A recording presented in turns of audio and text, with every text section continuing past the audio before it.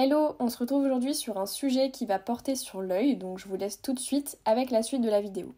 L'œil est un organe complexe représentant un des 5 sens, la vue.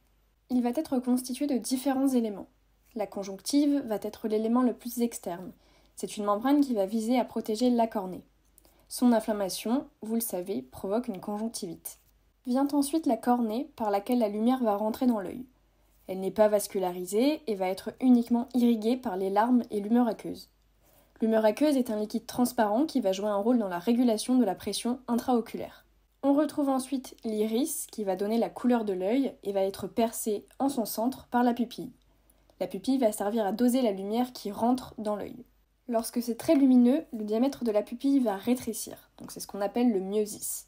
A l'inverse, lorsqu'il fait sombre, la pupille va essayer de laisser passer un maximum de lumière et son diamètre va être agrandi, c'est ce qu'on appelle la mydriase.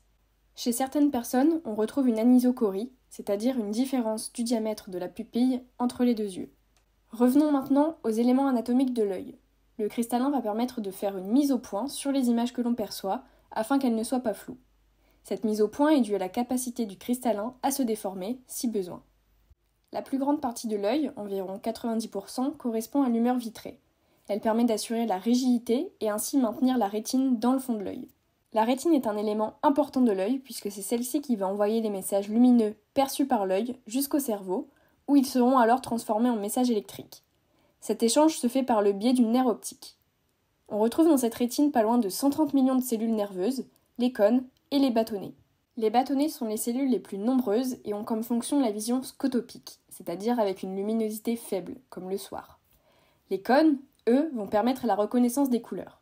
Les daltoniens vont avoir un trouble au niveau des cônes, ce qui va fortement perturber leur perception aux couleurs.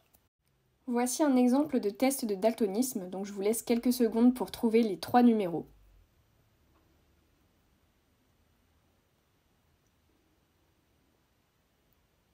Donc il y avait bien évidemment le 74, le 42 et le 6. Pour résumer, l'œil va visualiser un objet qui va émettre une certaine quantité de lumière et donc une couleur. En effet, la couleur des objets est due à la lumière qu'ils diffusent. Cette lumière va passer à travers la pupille qui va se charger de laisser passer une quantité suffisante de lumière. Le cristallin va ensuite ajuster la netteté de la vision et va envoyer une projection inversée de l'objet dans la rétine. Le traitement de l'information va ensuite être envoyé sous forme de signal électrique par le nerf optique jusqu'au cerveau. Le cerveau traduira alors les informations reçues et remettra à l'endroit la projection inversée de l'objet. Entre la rétine et le nerf optique, on retrouve la tache aveugle ou papille. Cette zone est dépourvue de récepteurs et il n'y a donc aucune perception visuelle possible. Pour mettre en évidence cette tache aveugle, on peut utiliser l'expérience de Mariotte. Placez-vous à 50 cm de votre écran, fermez l'œil droit, puis fixez le rond à droite avec votre œil gauche. Ajustez doucement la distance entre vous et votre écran et vous verrez qu'à un moment, le point noir de gauche disparaîtra totalement. La tache jaune, également appelée macula, est la zone de la rétine contenant le plus de cônes. Elle permet la vision des détails. On retrouve en son centre la fovea. La choroïde, elle, va permettre de nourrir la rétine grâce à ses nombreux vaisseaux sanguins.